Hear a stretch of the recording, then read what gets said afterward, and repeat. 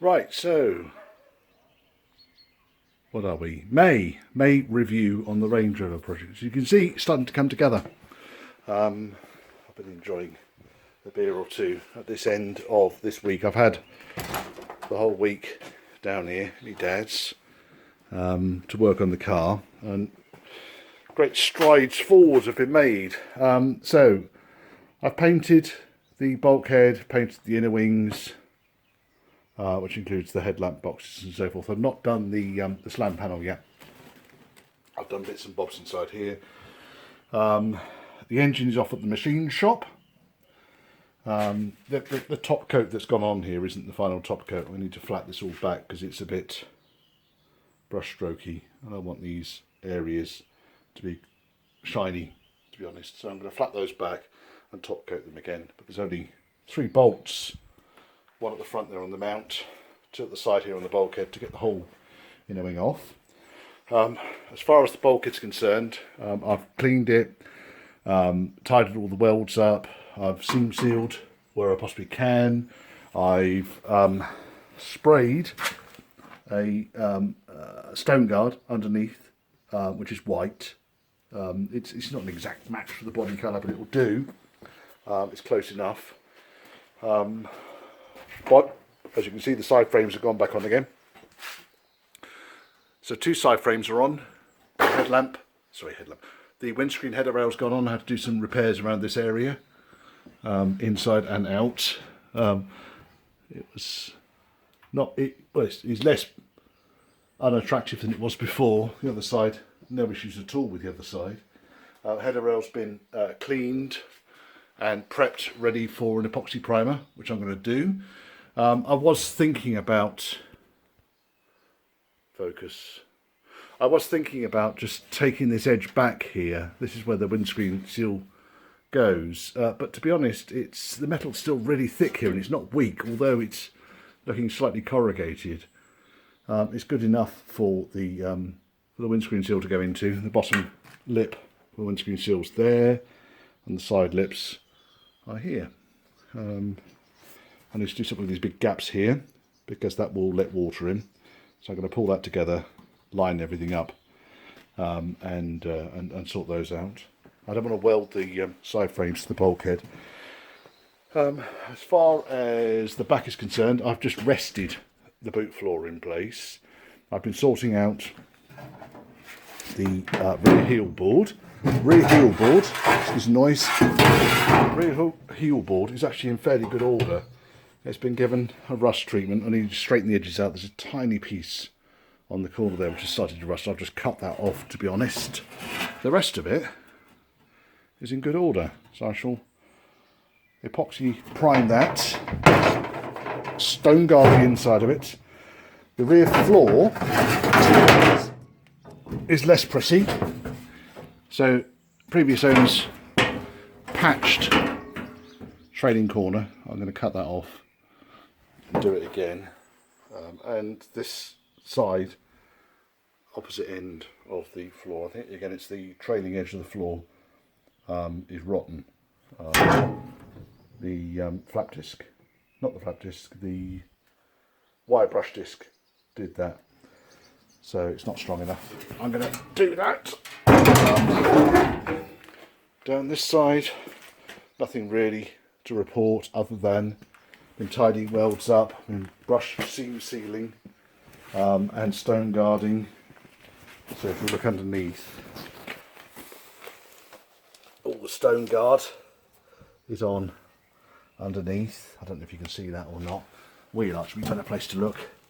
It's like a stone guard that I've painted on there, which should protect it.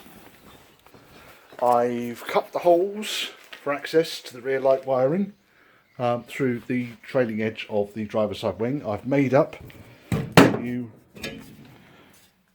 fuel filler kind of shield, I guess.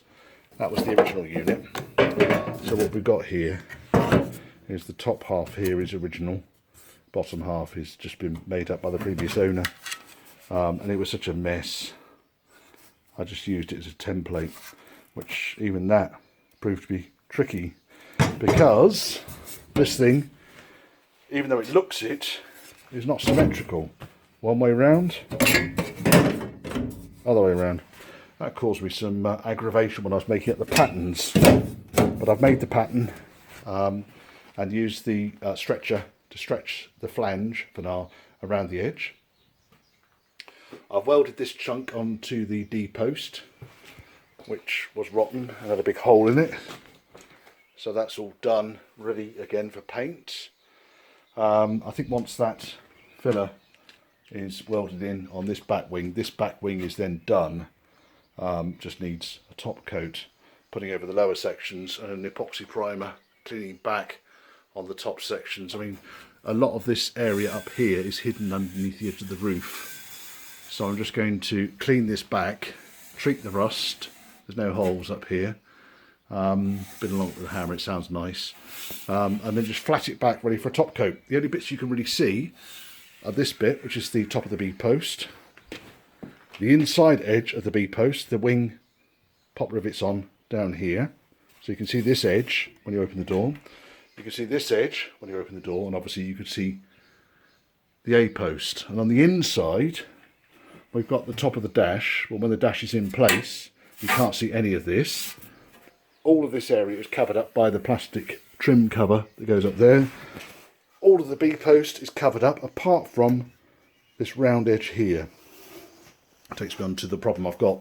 So when I replaced the bottom end of the A post, I lost the channel that the rubber for the door seal sits inside. Now I've got the channel, but I don't have the outer smooth bit. And I think this is probably going to end up being something like an 8mm pipe sliced down the middle, opened out, and then pushed into place just to hold it against the trim seal.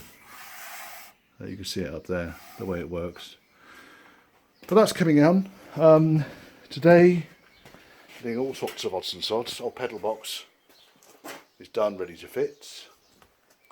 The rear goalposts are in far better shape than I thought.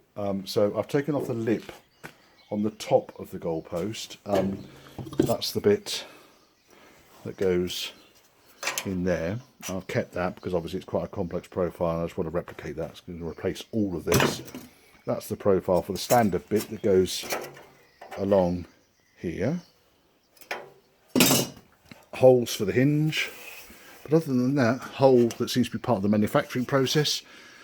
Really untidy Land Rover factory welding. Yeah, see, my welding's better than that. All of this stuff is stock, as I understand, stock Land Rover welding against these panels. It's exactly the same on both sides.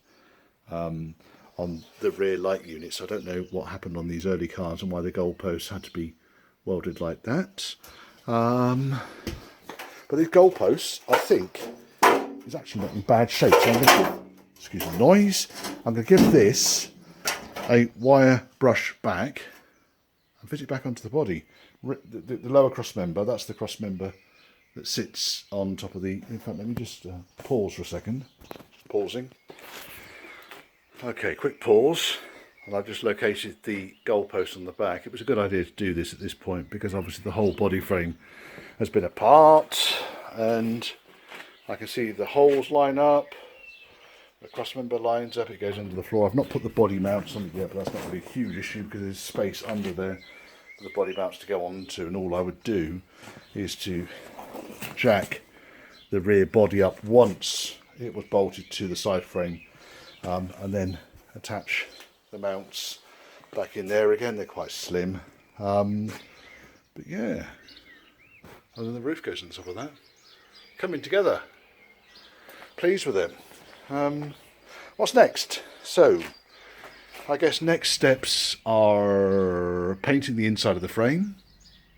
Should be able to do that next time I'm down here. I need some more of this epoxy 4:1 primer. It's been very, very good. It goes on nicely. I've cut these holes here, as I said earlier on, they need priming again. The rear goalpost will need priming. Once the body frame is painted, I can start working on things like wiring loom heater, brake lines. I've done some of the brake lines, not a lot of them. So you can see there's nothing in here yet. I'm going to paint these in the wings the body colour, check the windscreen still fits in the aperture, and then really start reassembling. So that's it. That's what I've been up to since the last time I did a review on this thing. It's starting to come together now. It's the pleasing part of the project, is less swearing. As I'm sure we can imagine, there's a fair amount of swearing goes on with this. I'm not anticipating problems with the side window frames, but the windscreen I want to make sure fits. There's no issue with the rear goalpost, because I've not taken any of these welds apart.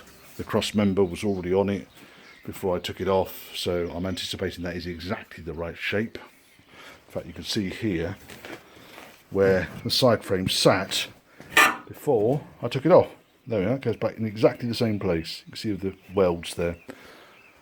And again on this side, if I was to shove the side frame in, also I just moved the goalpost. If I was to move the side frame in, again it lines up.